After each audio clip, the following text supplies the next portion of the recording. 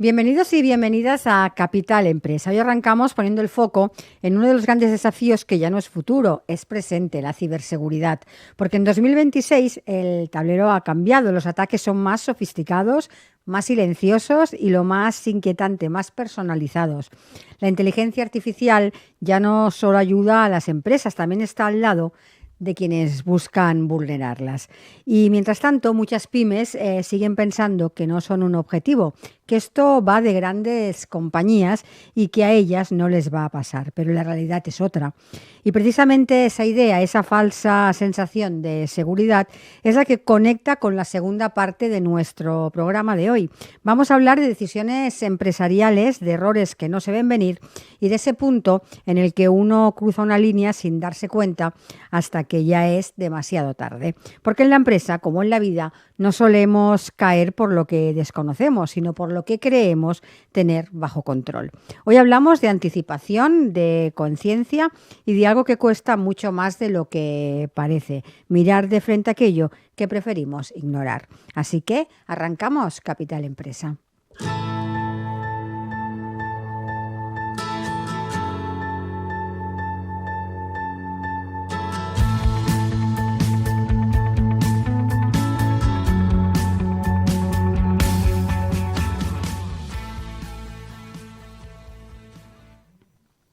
Y hoy en nuestro espacio Lex Tech 5.0 hablaremos de tendencias de ciberseguridad para este 2026. Y para ello contamos, como cada semana, con nuestro colaborador Jesús Soler, abogado experto en tecnología, que nos acompaña para traernos las novedades legales que pueden afectar tanto a empresas como a profesionales.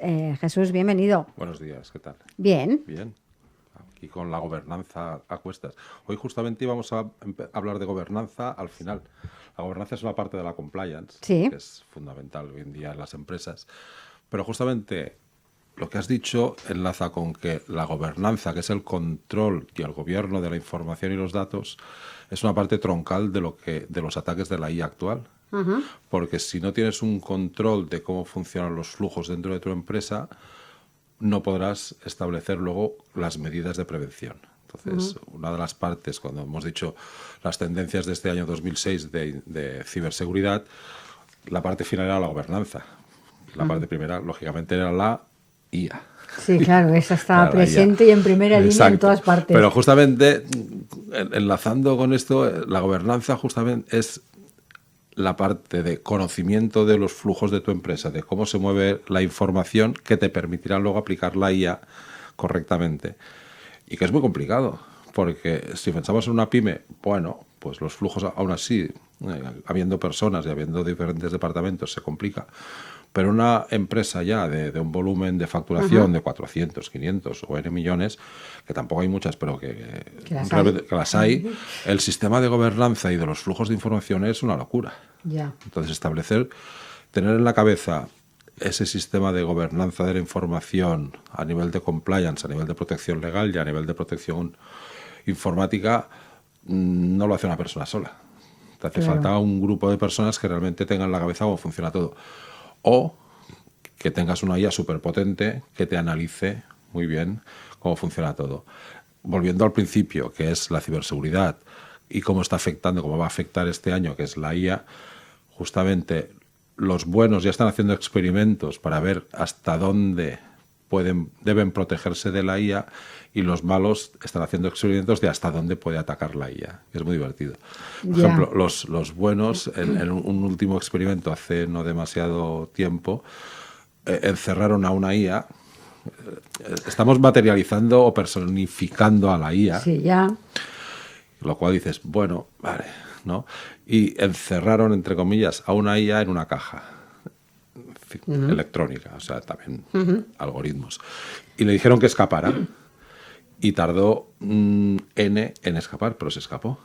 Y pensaban que aquella caja era lo más robusto del mundo. Entonces, la propia IA, que fue aprendiendo los errores, por aquí no, por aquí no, por aquí no, al final detectó las vulnerabilidades de ese sistema que habían intentado que fuera hermético. Luego dices, ostras, haciendo un experimento, otorgándole las instrucciones a la IA, y la única instrucción es tienes que escapar de esa contención. encontraron cómo poder proteger el resto del sistema. Los malos hacen lo contrario. O sea, en Claro. lugar de encerrarlo, La sacan y que y ve sacan, cómo entra. está fuera y dice, ahora tienes que entrar ahí dentro, porque ahí dentro hay N. Bueno, pero al final este resultado, a ver, la IA todo el tiempo no deja de aprender. Claro, ese es el problema. Entonces, claro, como no deja de aprender y buscar, y no solo buscar, eso, hasta hace un año, 2 años, los bots que Sí, hacíamos sí. de intrusión y todo eso eran bots, que al final no deja de ser una mini IA, porque al final siguen las instrucciones. Pero claro, los actuales ya aprenden de sus propios errores, buscan en el código La las solución vulnerabilidades, y las- buscan fuera qué otras soluciones han encontrado terceros que en la red y aprenden de sus errores hasta que encuentran exactamente esas vulnerabilidades. Claro, quiero decir que si la dejas encerrada, el Claro. final es previsible que de alguna manera Pueda salir. Claro, correcto. Además, si encima le dejas forma de, entre comillas, nutrirse de información Claro. de la de dentro y de la que puede haber fuera, al final dices, vale, puede salir de la caja que tú le has encerrado. Eso te sirve para que la siguiente caja sea más robusta y para que cuando aprenda menos. Si está fuera es más fácil entrar, pero si está dentro es más difícil salir porque le quitas los recursos, le quitas el alimento, que es la información. Y ahora estamos... Pero yo creo que, a ver, que aunque vayas poniendo más cajas robustas, también la IA cada vez es más potente. Claro, es Entonces que... creo que al final inevitablemente siempre acabará saliendo.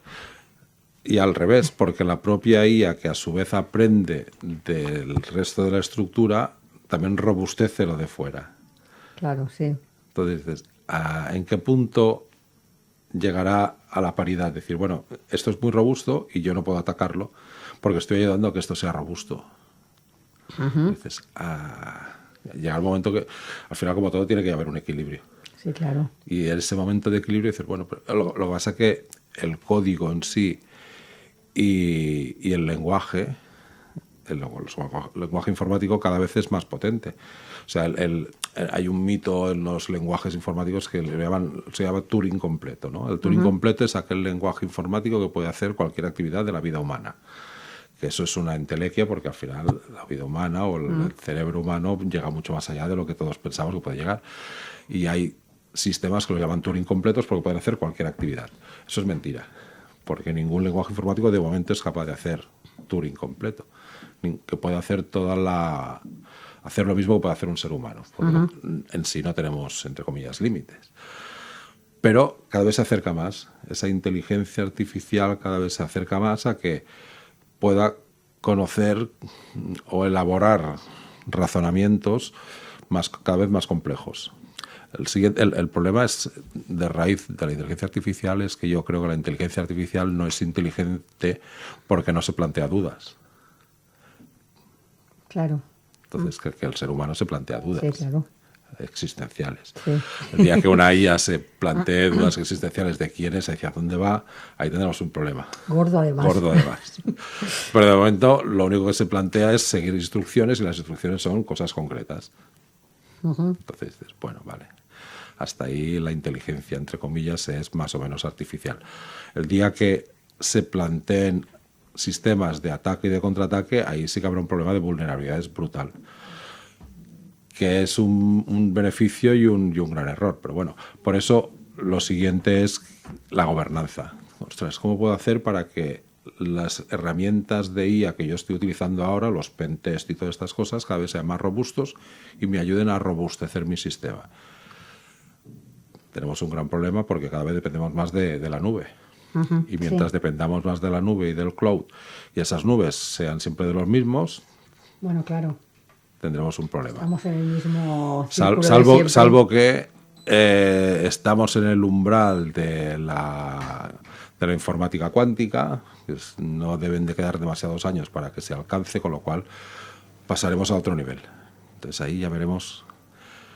Pero ese siguiente nivel de funcionamiento informático, de razonamiento informático, también permitirá que las mismas herramientas pasen al siguiente nivel. Sí, claro, sea más potente todo. Exacto, ¿no? Antes decíamos, no, es que un SHA-256 no se puede petar, porque te hace falta una potencia informática de no sé qué. Hasta que la potencia informática ya está empezando a hablar de los siguientes SHAs, que es el siguiente, ¿no? Doblarlo. Pero la informática cuántica, que ya en teoría hay empresas que dicen que ya lo tienen, Google y otros ya tienen ordenadores cuánticos, multiplica por 10.000 la potencia de un ordenador actual. Con lo cual, no tendrás que doblar los algoritmos de cifrado, los algoritmos de protección, tendrás que multiplicarlos por 10.000, que será no sé cuánto a la N. Sí. Pero la IA también se beneficiará de ese sistema de computación, con lo cual también la escalada será brutal, ¿no?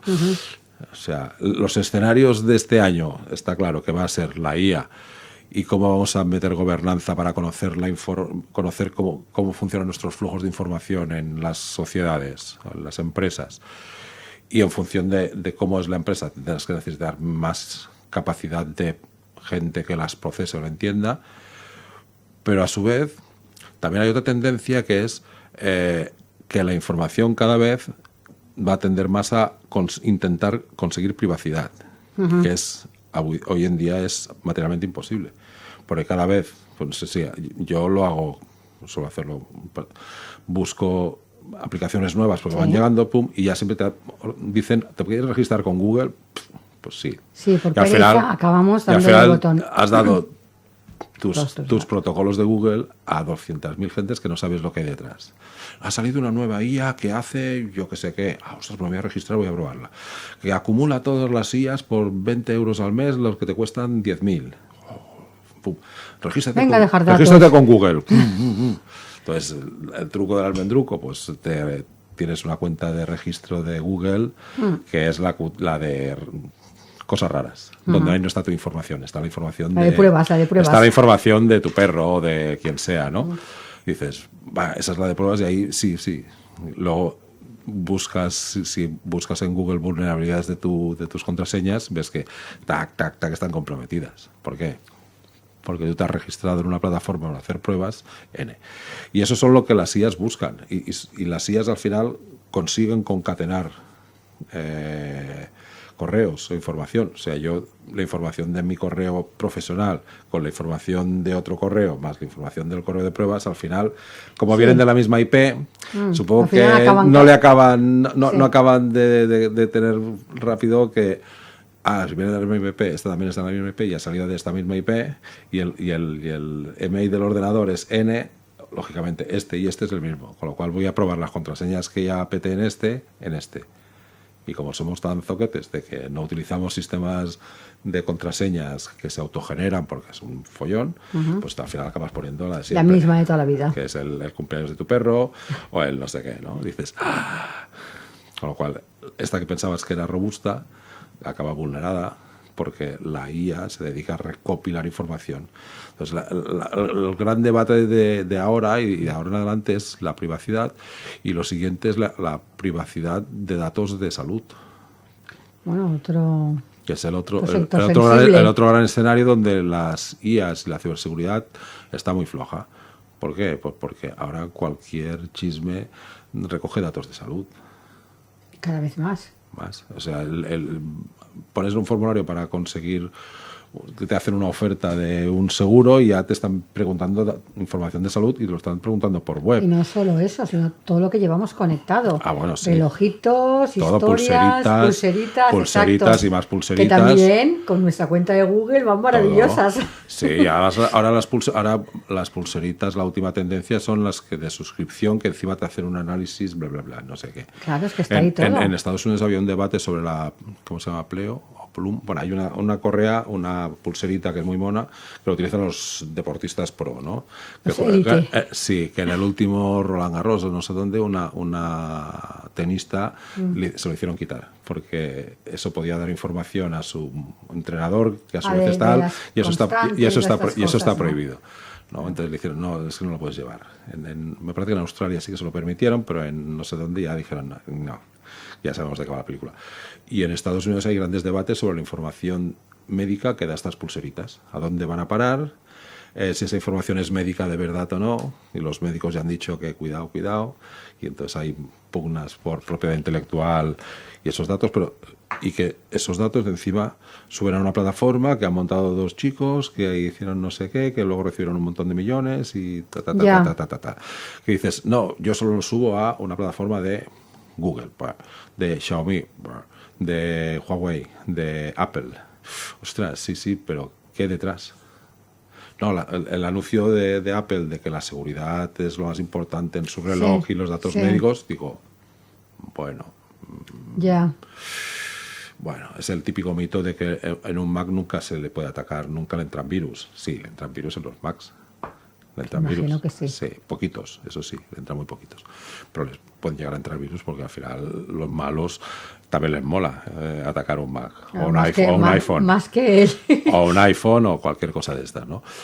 Pero dices, bueno, al final Apple tendrá, el Apple Watch tendrá información de datos de salud a reventar.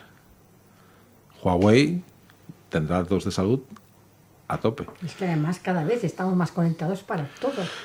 Y está muy bien, porque te monitorizas mucho más. Que no sé para qué sirve. Por chat ya puedes hablar con el médico, por no sé qué. Es que hay montones de... Bueno, yo hablo con el médico por la plataforma del Clinic. Sí, claro. Que es maravilloso. Porque encima te conecta, te lo dice, le envías el mensaje, pam, y ya está, fantástico. Y tienes toda tu información. Que luego tenemos el siguiente gran problema de seguridad. ¿Tú no se te ha ocurrido subir el análisis de sangre a una IA para que te lo analice? No. Bueno, yo sí. Y está muy chulo. Pero dices, es que lo he subido a una plataforma china que se llama yo que sé qué. Claro, que ya tiene tus datos enteritos. Exacto. Está tu sangre. Es China porque yo la que probé era China, pero que lo puedes probar en Claude, lo puedes probar en Copilot, en Gemini, en lo que sea, en todas, ¿no? Dices, vale, entonces yo he subido... Y entonces, claro, yo como me gusta hacer pruebas, lo he subido al Gemini y lo he subido al DeepSeek, ¿no? Y dices, vale, yo he repartido mi análisis clínico en 2 sitios. Y dices, bueno, pero le he subido solo el análisis de sangre, ya, pero en la cabecera pone todo. Sí, todo. Dónde estás, dónde vives, y tu edad, y toda tu la información. Expediente clínico, todo. Lo siguiente te ponen un expediente, todo, exacto. claro. Lo siguiente es que cojan esa información, los de la IA, que son muy seguros, y se lo revendan a una compañía de no sé qué, y te empiezan a llegar información.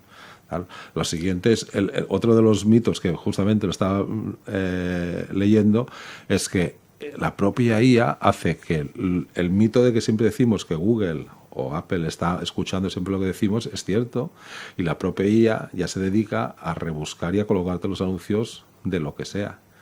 Pero ya a lo bestia. Entonces, claro, ostras, parece que me lea el pensamiento. Sí. No, te está oyendo. No te está leyendo el pensamiento, te está oyendo directamente, con lo cual, como tiene el resto de tu información, los de Apple, porque además les ha subido la información del Apple Watch y encima no sé qué, pues a partir de ahora te empieza a llegar información de longevidad, de no sé qué, de potingues, de suplementos, de pum, o sea, te están colocando absolutamente todo y esa es la siguiente gran frontera. Y eso ya no es un tema de ciberseguridad, es de ciberconcienciación. Bueno, es que aquí empieza todo, ¿eh? Claro. Entonces, tendríamos que, en lugar de utilizar Google o Gmail, que es muy cómodo y tiene 100.000 cosas, un email ya protegido, un MailFences, un Proton, pues ahí estamos, ¿no? Entonces, lo siguiente es que cuando te dan un email corporativo, ese email corporativo, vete a saber de dónde sale, ¿no? Claro. Porque te dan un email corporativo de la empresa donde entras, por muy protegido que esté, al final siempre la parte de atrás no lo utilices nunca para temas personales. No, claro. Y para temas personales yo ya conozco gente que utilizan solo Proton. Utilizan el Proton Mail y va de punto a punto, la información la ajusta y eso no se utiliza para registrarse en ningún sitio. Y luego tienen su cuenta de Hotmail, por decir algún sitio que ya se utiliza poco, para las tonterías de registros y hacer pruebas. Ya es tu propia concienciación y tu propia educación.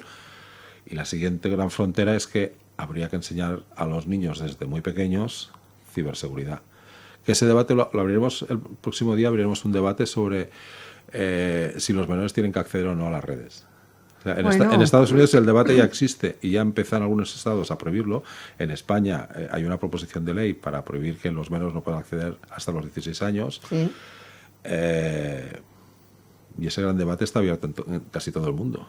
El otro día oía una entrevista a una artista y decía, claro, es que yo a mis hijos no les puedo... No me gluguean porque no les dejo que tengan más que una hora al sábado una tablet.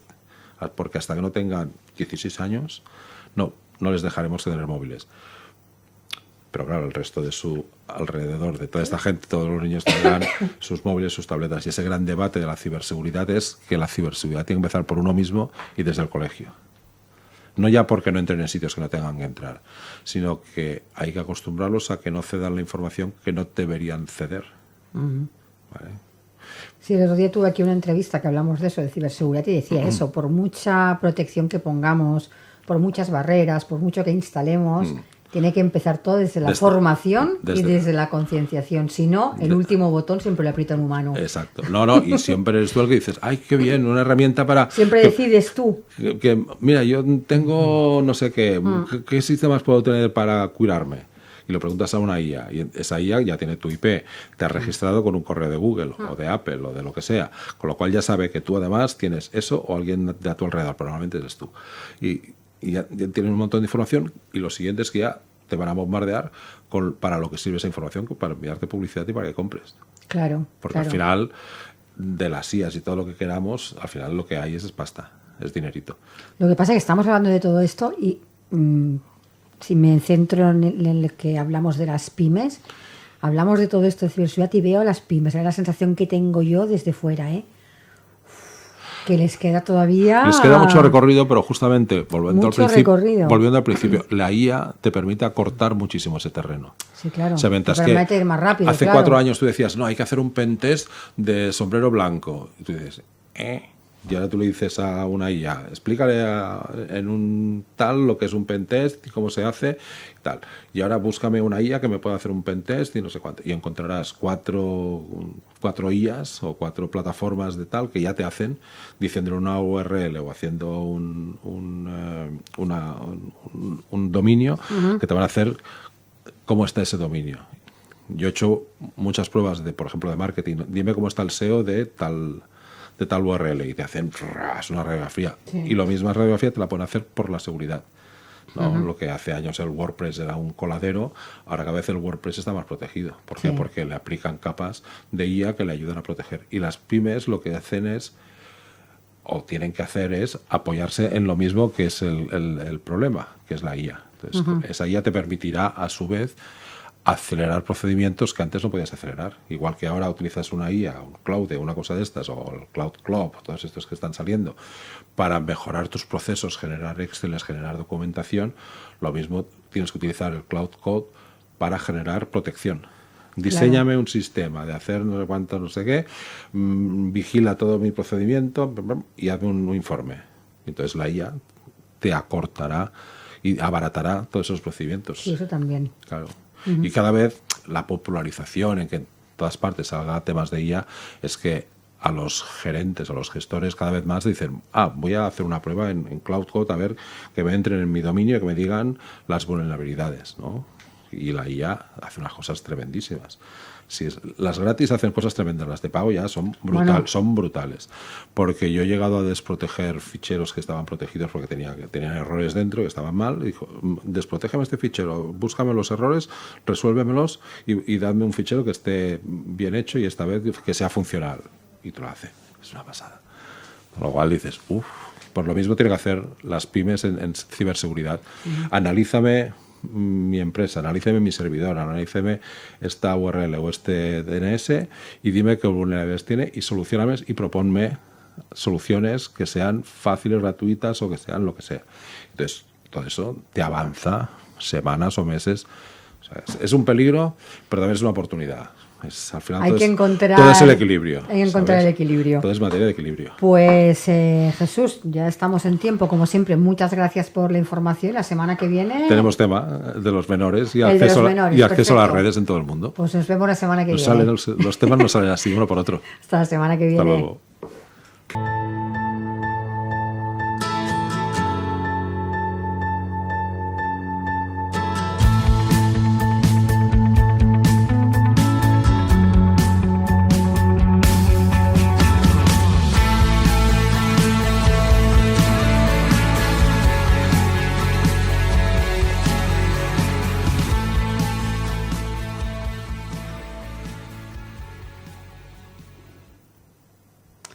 Hoy vamos a hablar de una de las frases más peligrosas en el mundo empresarial.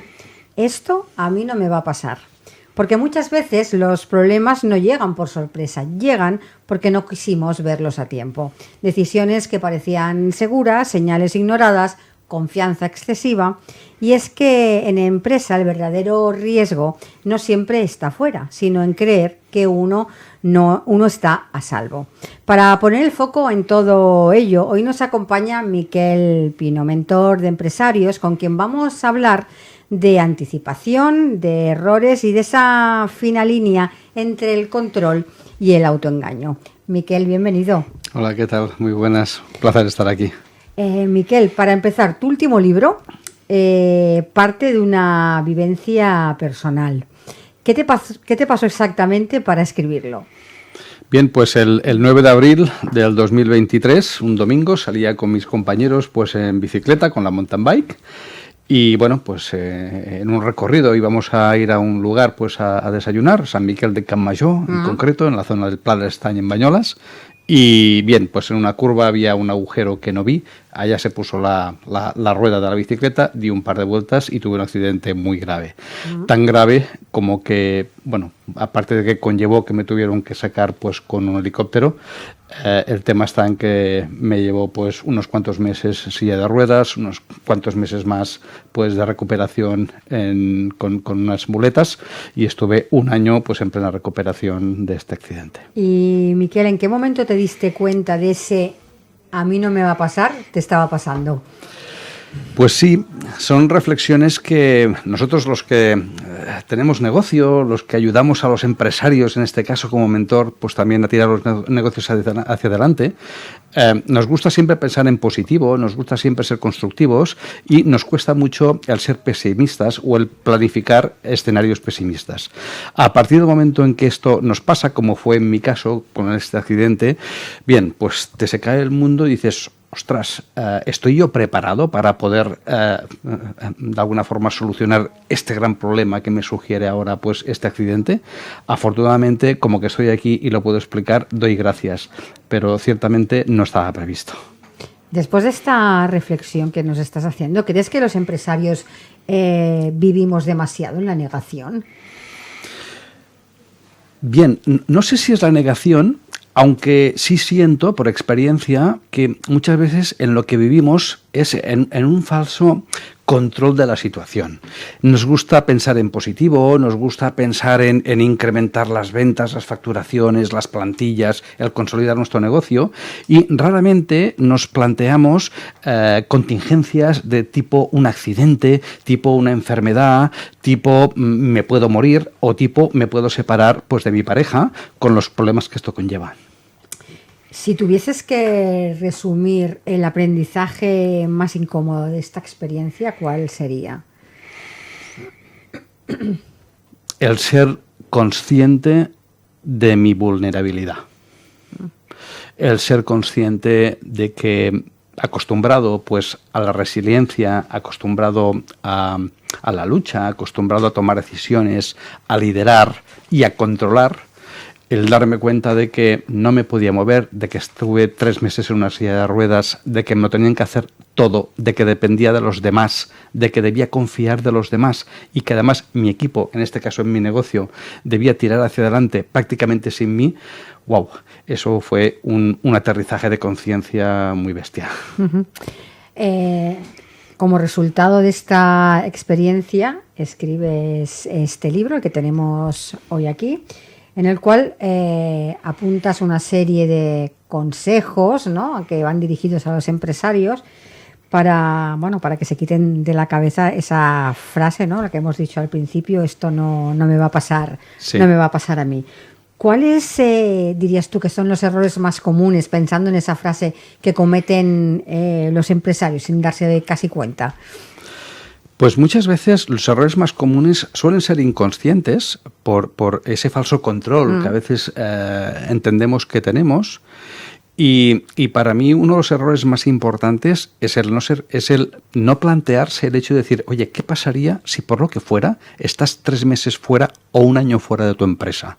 ¿Tu negocio tiraría hacia adelante? ¿Tienes personas de confianza que sepan muy bien lo que tienen que hacer y que no dependan de tus decisiones en el supuesto de que tú no estés? O dicho de otra forma, ¿tienes unas reservas económicas o financieras que en el supuesto de que tú no estés tirando del carro y no estés liderando tu negocio, el negocio sea capaz de ser viable financieramente hasta que tú vuelvas de donde sea? Estos son aspectos que muchas veces no se plantean y son absolutamente necesarios. Ahora que hablas de números, de finanzas, ¿dónde empieza realmente el problema del empresario? ¿En los números o en la cabeza? Wow, qué buena pregunta, Montse. Ciertamente yo diría que los números son la consecuencia de no haber gestionado bien la cabeza. Me voy a explicar. La gestión emocional que conllevan los balances, las cuentas de resultados, unos buenos beneficios, unos buenos márgenes, unos buenos precios de venta, en definitiva, que el negocio funcione bien, eso está fantástico. Pero hay que estar preparado a nivel de gestión emocional para, a nivel interior, saber gestionar tanto los éxitos como los, vamos a decir, no sé si pérdidas o errores, le llamaremos aprendizajes. Hay que estar preparado para tener un equilibrio tanto para llevar y gestionar emocionalmente los éxitos como los resultados que no son tan buenos y son aprendizajes. Entonces, para mí, lo más importante es la gestión emocional y mental en un líder para llevar bien su negocio. Dices que un negocio puede convertirse en una cárcel. ¿Cuándo ocurre eso? Ciertamente ocurre más de lo que seguramente debería ocurrir, y es cuando el día a día no te permite ser consciente de que el día tiene 24 horas y que además no estás solo con tu empresa ante el mundo. Tienes una pareja, tienes unos hijos, tienes unos amigos y estás tú mismo que debes cuidarte tú. Y cuando el día a día de la empresa te entra en esa espiral de la cual no puedes salir y estás 100% poniendo en foco de tu negocio en negociaciones con clientes, con proveedores, con bancos, problemas con los empleados, ese foco tan intenso 100% de tu tiempo, al final es perjudicial, ya no solo a nivel rentable, sino a nivel físico, mental y emocional. Y digamos, toda esta rueda, estos problemas que nos comentas, ¿dónde empiezan? ¿Es falta de conocimiento o falta de toma de decisiones? Mira, conocimiento, decisiones, yo me atrevería a decir que es falta de conciencia. De realmente ser consciente de lo importante que es tener esos conocimientos, de lo importante que es estar preparado, estar bien informado, estar bien formado para tener esos conocimientos.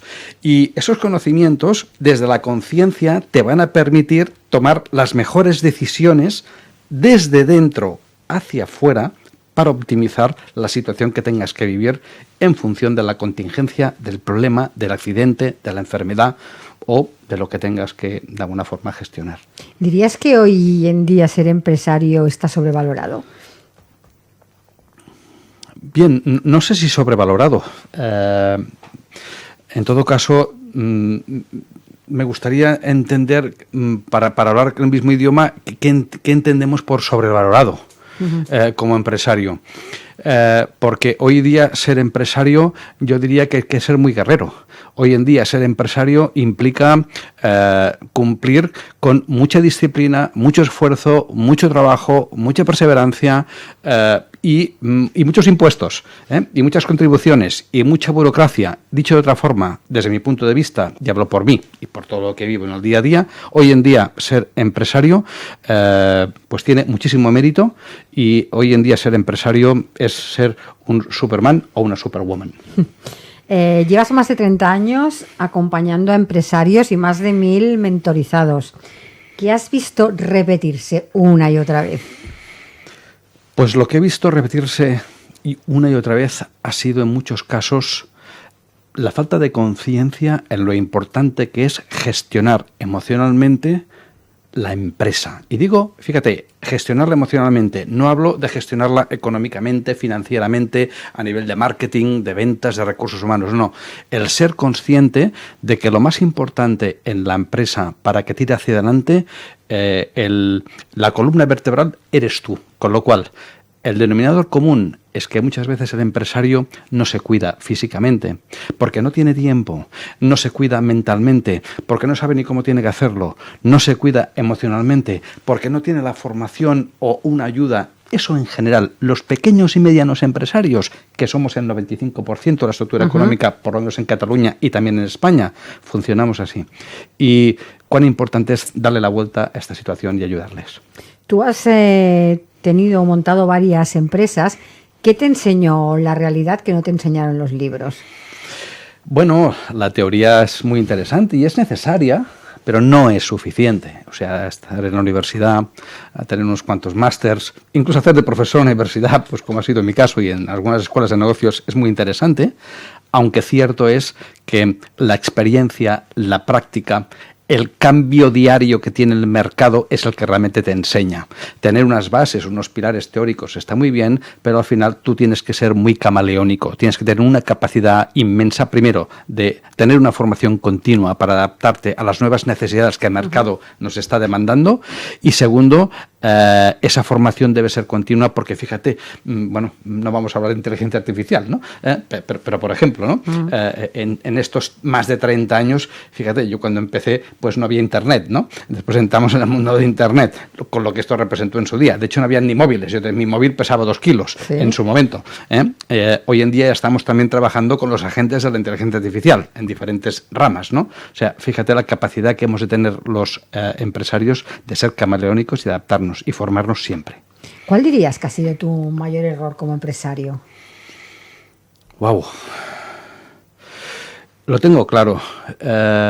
Soy consciente que hay que delegar, soy consciente que hay que aprender a delegar bien, pero una cosa es delegar y la otra cosa es abdicar y no hacer un buen seguimiento. Y en mi caso concreto, un exceso de confianza en una serie de personas en un día determinado, hace unos cuantos años, me provocó un problema muy grave en mi empresa, de tal forma que me quedé con la mitad de la plantilla y con la mitad, pues, incluso de los clientes. Eso que yo era mentor y que, entre comillas, sabía tanto y ayudaba a tanta gente y asesoraba tanto, pues bueno, el primer error lo cometí yo en ese sentido. ¿Y cuándo o en qué momento dijiste, ahora sí entiendo cómo funciona todo? Bien, los años, la experiencia, los éxitos que vas obteniendo, los errores que vas cometiendo también a lo largo de los años te van enseñando el mejor camino. Y cierto es, fíjate, yo ya tengo 61 años, ¿no?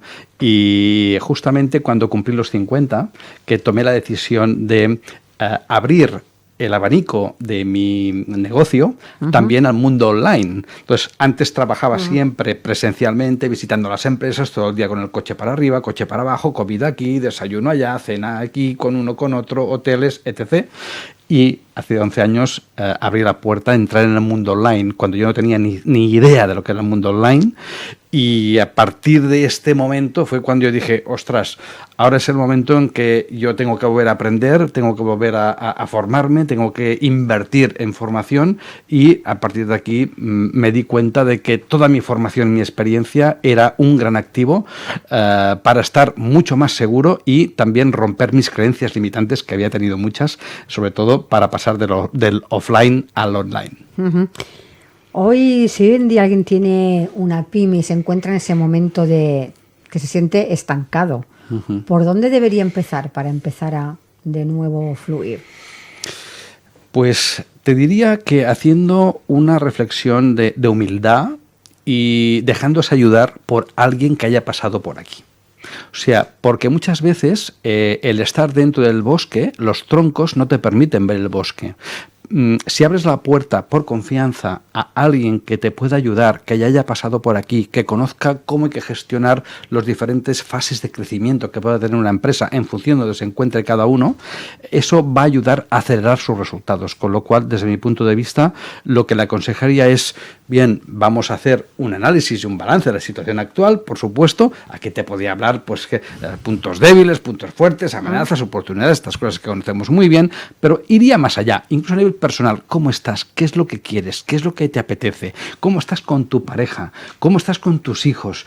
¿Cómo te cuidas físicamente? ¿Cómo te cuidas mentalmente? ¿Haces deporte? ¿No haces deporte? ¿Cómo tienes la relación con los amigos? Fíjate, no te hablo de balances ni de cuentas de resultados, pero es que esto es muy importante para poder dar un salto hacia arriba.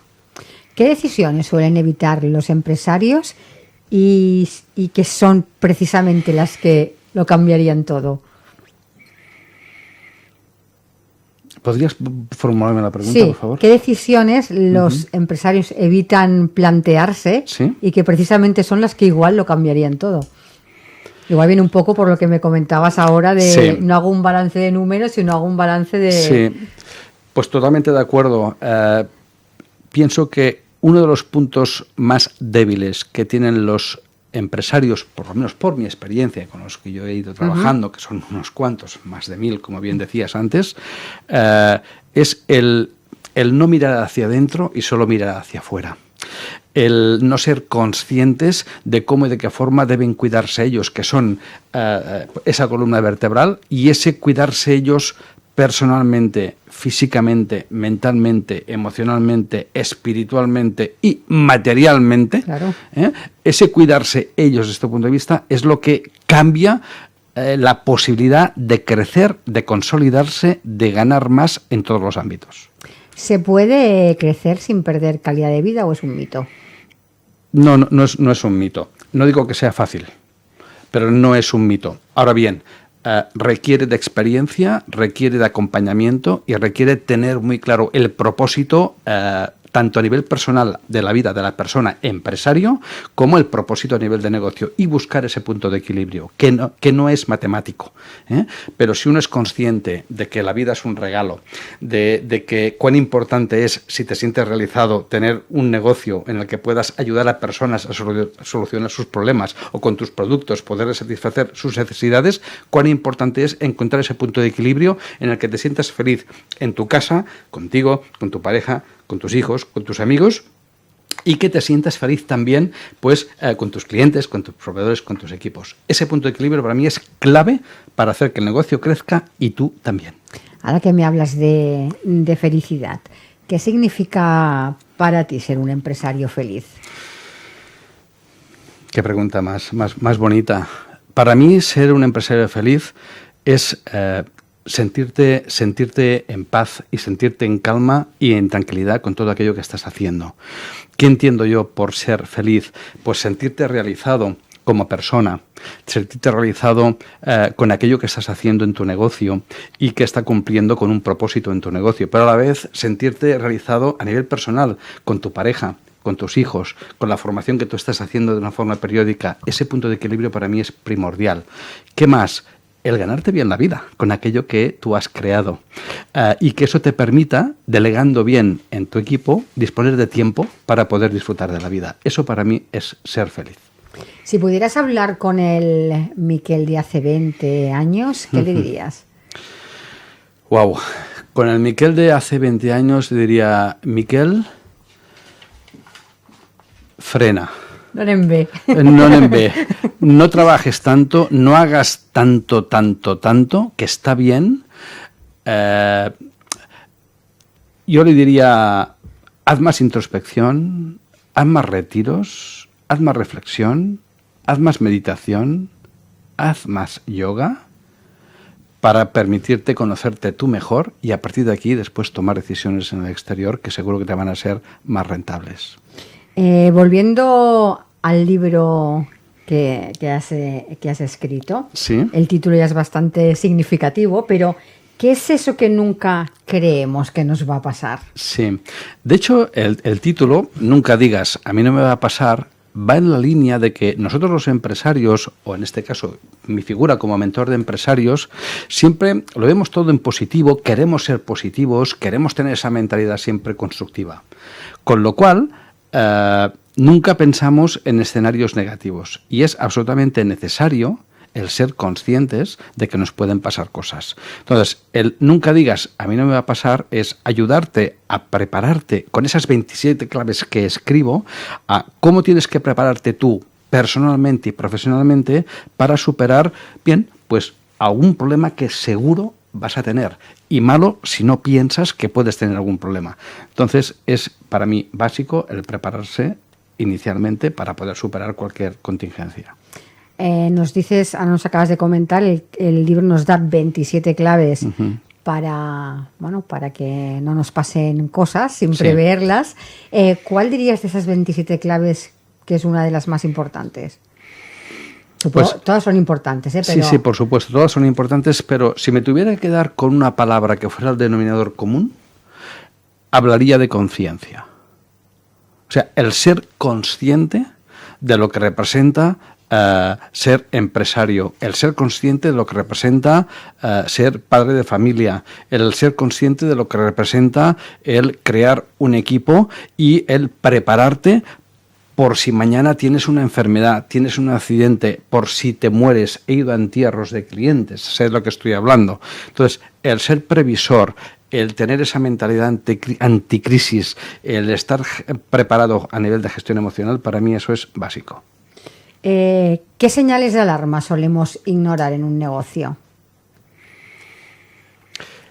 Pues solemos ignorar señales que no vemos porque a veces no queremos ver y son las que nos vienen a veces de nuestro equipo. Es decir, el hecho de no sentarnos periódicamente con las personas que forman nuestro equipo para saber cómo están, cómo se encuentran, cómo les va el día a día, ya no solo a nivel profesional, dicho de otra forma, con una frase: interésate en tu equipo para ser tú interesante para tu equipo. Y ya no solo a nivel profesional, que sí, sino también a nivel personal. Entonces, muchas veces en las empresas hay crisis, hay problemas de motivación, no hay ventas y surgen problemas varios que acaban en pérdidas porque el empresario no es consciente de lo importante que es ese equipo, ese activo, que es básico para que las cosas, para que el negocio, en definitiva, las estrategias den buenos resultados. Entonces, la falta de comunicación con el equipo, para mí, es uno de los puntos más débiles.